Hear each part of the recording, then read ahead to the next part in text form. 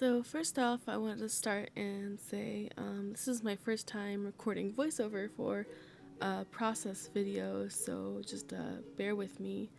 I usually don't do them, but since for this I'm covering sort of how I approach character design, I felt like it kind of needed it.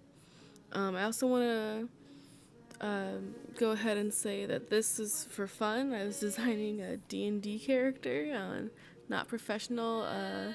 It's similar to what I would do for my comic or professionally, but it's a little more lax. So you can see, starting out, I'm just collecting ideas. I'm designing a druid, so I kind of, I want to play off the plant theme somehow. And I have all these little ideas of things I like, either things that are sitting in my head, or like inspirations from fashion, or other designers that I like, and just little pieces of things, silhouettes, little details, and then I go and I kind of try to assemble those into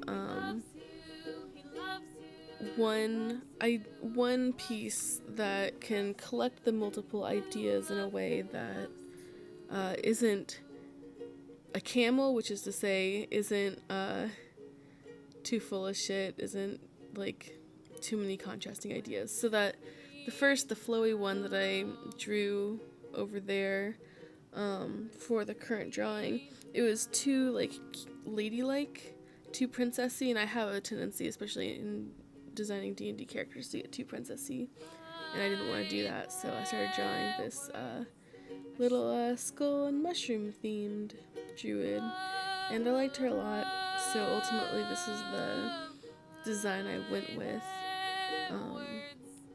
She's real cute. And so after I'd kind of gotten the basic idea for what I wanted her to look like, I had to go in and start drafting face ideas, because I don't really, that smiley face I drew doesn't really have any character.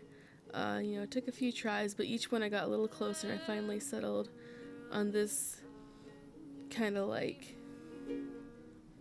I don't know how to describe her face. She's got a little bit of attitude and some thick brows, and I thought she was cute. She kind of had less of a cutesy and more of like a rough look. And then here you can see I'm sort of editing down. I had a bunch of ideas for the belt and some different things, and I had to cut some of them because it was just too many things in one area and it didn't read well. And so after I get sort of that close-up down, I just draw a few different pictures of her to get sort of a sense for sketching and for her look, and a little personality in there too. Because I don't like doing final designs until I've done at least a few.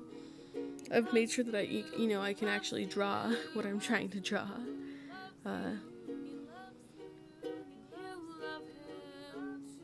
So yeah, a little blushy one with her hair down. Then I have like a basic like overview right there.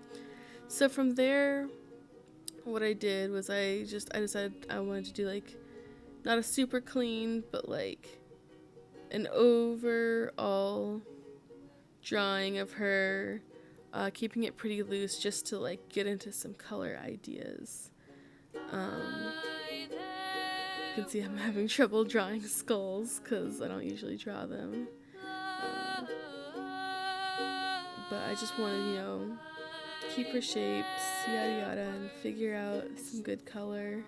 I didn't draw the mushrooms under the skull as well as I wanted, and I probably should have fixed that, but I didn't. Oh well. Again, this is all super rough.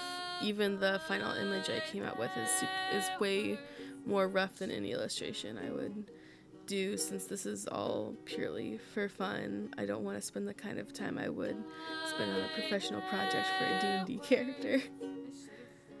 So pretty much I get that sketch down and I start with a basic color. I know I want to go sort of natural with like browns, and pick a color for the mushrooms, which I would either probably go with white or red.